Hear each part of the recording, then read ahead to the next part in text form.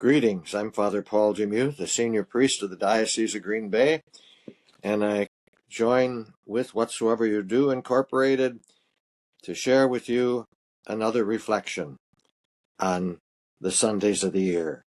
This is the 30th Sunday of Ordinary Time, and I have the privilege of knowing that you are listening, as I hope God is listening, and all of us are growing in our faith.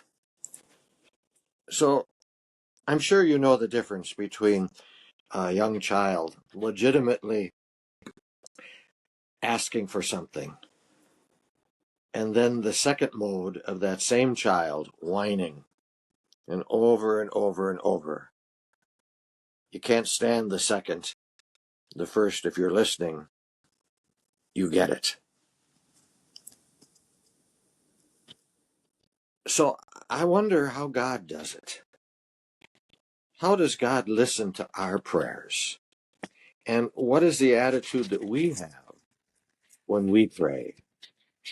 Is it actually listening of the things and the blessings that God has done for us and giving praise and requesting in that mode?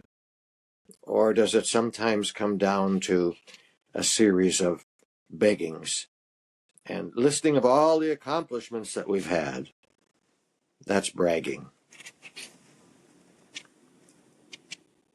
So we are a people who hear many, many pleas and requests ourselves.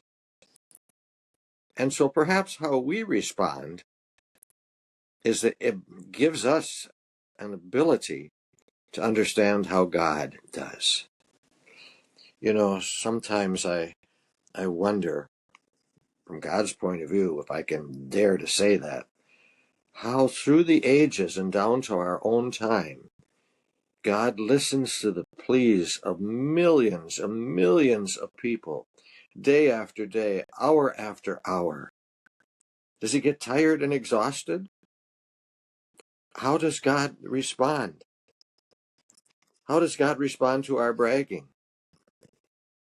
to our nagging, to all of the ways in which we invoke the Lord?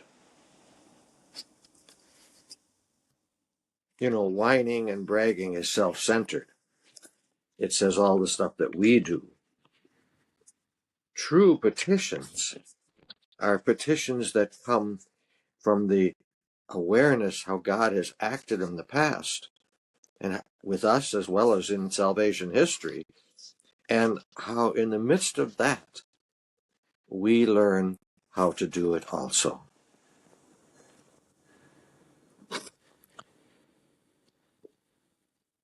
So is the lesson of the scriptures this weekend primarily for us and how we are to pray?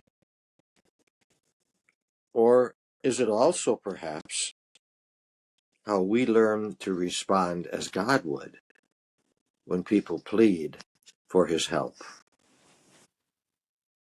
You know, it takes humble listening, discernment on our part when we hear requests, either directly from people, especially people on the margins.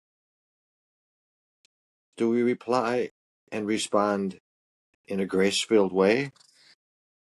Or is it, oh, one more plea, one more request?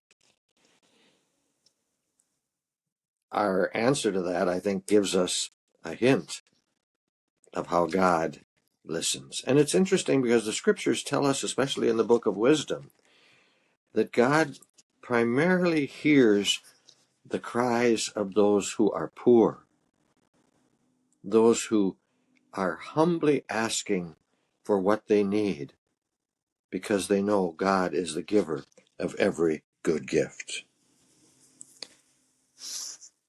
So listen to those who are speaking directly to you. But a lot of times we get those requests via organizations, via churches, via charities, as they share how they are working directly with those who are in need.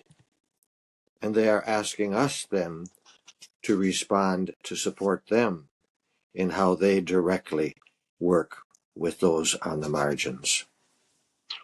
It's not easy, but I think it gives us an insight on how God continually listens to us day after day and hears our prayers when we do it in that humble way, not just about ourselves, but especially on behalf of others who are hurting, who perhaps don't know how to pray, whose faith is still very weak.